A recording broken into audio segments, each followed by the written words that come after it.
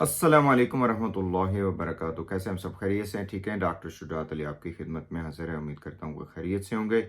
गुलाम हैदर भाई का एक रिक्वेस्ट उनकी एप्लीकेशन जनाब प्राइम मिनिस्टर नरेंद्र मोदी साहब के पास पहुंची। तो आपको पता है कि उन्होंने रिक्वेस्ट की है। अब देखते हैं कि ये रिक्वेस्ट पहुंचती है या नहीं। लेकिन मेरे जहन में कुछ सिनेरियोज हैं जो मैं आपके सामने रखना चाहता हूँ कि इस बंदे की आवाज़ क्या मोदी साहब तक पहुंचेगी। नंबर वन, अगर पहुंचेगी तो वो क्या इसके ऊपर रिएक्शन देंगे और उसके बाद क्या रिजल्ट निकल सकते हैं। तो पहले तो ये देखते हैं कि जैसे ही नरेंद्र मोदी साहब के पास ये एक एप्लीकेशन पहुंची कि जी एक बंदा है पाकिस्तान से जिसकी वाइफ जो है वो इंडिया आ चुकी है, तो इस पे क्या किया जाए। तो जैसे ही पाकिस्तान का नाम सुना, नरेंद्र मोदी साहब फौरन चूक गए और उन्होंने कहा कि जी ये तो स्पाई आ गई, ये तो हमारे देश की राज चुराने आ गई, तो इसको फौरन से पकड़ो, जेल में बंद कर दो। बाद में एपी सिंह जी ने नरेंद्र मोदी के कान में कहा कि महाराज ये स्पाई नहीं है, ये सनातनी बन चुकी है। जैसे ही ये बात हुई, नरेंद्र मोदी साहब ने कहा रुको रुको रुको रुको जरा सब्र करो, रुको जरा सब्र करो, इनको हमने कुछ नहीं कहना। ठीक है जी। और साथ ही फिर और भी एपी सिंह जी ने कहा कि जे इंडिया से मोहब्बत करती है, चंद्रयान इसी की बरकत से पहुंचा, ये फाइनेंशियल एक्सपर्ट है, क्रिकेट एक्सपर्ट है, और पाकिस्तान के खिलाफ तो ऐसा जहर उगला है कि कमाल हो गया मोदी जी। तो मोदी जी भला कैसे नहीं मानेंगे कि ठीक है जी, जो भी एपी सिंह जी आप कह रहे हैं इसको जरा जो है ना वो बड़े अच्छे तरीके से स्वागत कीजिए। तो यही कुछ हुआ, 8 महीने से यही कुछ हो रहा है। फिर साथ ही जैसे नरेंद्र मोदी साहब ने ऐसा जवाब दिया तो इंडियन मीडिया ने भी उठा लिया। पहले कहा स्पाई है, पहले कहा ये है, पहले कहा वो है, बाद में कहा सेंसेशन ऑफ 2023 बन गई सीमा भारत के लिए। तो फिर आगे चलते हैं फर्जी सिनेरियो। उसके बाद फिर क्या हुआ कि जी नरेंद्र मोदी साहब के पास कुछ लोग गुलाम हैदर की तरफ से भी पहुंचे, बाज़मीर लोग। उन्होंने कहा नरेंद्र मोदी जी, जो एपी सिंह ने आपको चक्कर दिया और जो सनातनी होने का फ़ायदा उठाया, उसके कुछ और डिटेल्स भी हैं। तो मोदी जी ने फरमाया क्या डिटेल्स हैं। तो उन्होंने कहा जी कि ये खातून खुद नहीं आई, बड़ी प्लानिंग के साथ लाई गई। उसके बाद फिर इसके साथ 4 बच्चे भी हैं और दावा इस खातून का यह है कि मुझे तो सच्चा प्यार मोहब्बत नहीं मिला, अब मैं इंडिया में प्यार मोहब्बत लेने आ रही हूं।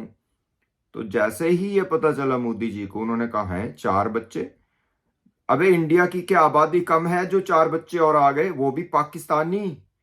तो अब नरेंद्र मोदी जी ने कहा यहां तो मसला खराब, ये बच्चे किसके हैं। पता चला जी वो कोई गरीब आदमी है जिसका नाम गुलाम हैदर है, ये बच्चे उसके हैं। तो फिर नरेंद्र मोदी जी ने कहा नहीं ये तो ड्रामा लग रहा है मुझे, इधर तो काम खराब है, ये जो एपी सिंह ने मुझे कहानी पढ़ाई है ना ये ठीक नहीं लग रही। तो चलो भी फिर चाइल्ड प्रोटेक्शन वालों से पूछते हैं और एजेंसी से पूछते हैं और अदलिया से पूछते हैं कि अदलिया क्या कहती है। तो उसके बाद जनाब नरेंद्र मोदी जी जो है ना, उनकी डायरेक्शन पे इंडिया की अदालतों ने कमाल किस्म का इंसाफ किया और करेंगी गुलाम हैदर की दरखास्त पे। और ये देखते हुए कि गुलाम हैदर उनका बायोलॉजिकल मदर है, I am sorry biological father है और सीमा उनकी बायोलॉजिकल मदर है, जो मैं कहना चाह रहा था। तो किसी ने कहा कि ये तो मदर का हक है। तो वहां पे उन्होंने देखा कि भाई यहाँ पे असल में कहानी किसने खराब की, पता चला जी सीमा ने। तो उन्होंने कहा जी ये बच्चे गुलाम हैदर के पास जाने चाहिए। ये मुझे लगता है कि ऐसा होगा, लेकिन कब होगा, किस वक्त होगा, इसका तो फिर अल्लाह ही वारिस है। 8-9 महीनों से ये ढंडोरा पीटा जा रहा कि सुरक्षा एजेंसियां वो कर रही हैं कुछ। क्या कर रही हैं भाई, सीमा तो ठुमके पे ऊपर ठुमका लगावे, उसके बाद इंडिया की आबादी में इजाफा भी करे, लेकिन वो सुरक्षा एजेंसियां सो गई बस अब। ठीक है, बच्चे के इंतजार में लग रहा है और ऊपर से गुलाम हैदर भाई जो हैं वो रो रहे हैं, चिल्ला रहे हैं कि कोई मेरी मदद के लिए आए। नरेंद्र मोदी जी तक मेरा ख्याल है कि सही बात पहुंचेगी तो वो ऐसा ही जवाब देंगे कि जनाब ये अदलिया से कहें कि इसका कोई डिसीजन ले। ये बहरहाल पॉसिबिलिटी है कि वो भी कहें कि चलो ये हिंदू बन चुकी है, सनातनी बन चुकी है, तो चलो जाहिर है हम तो जितने भी हिंदू हैं उनके हकूक की हिफाजत करते हैं, मुसलमानों को चलो ऊपर नीचे हो रहा है, आपके सामने ही है, तो खैर है। सही है।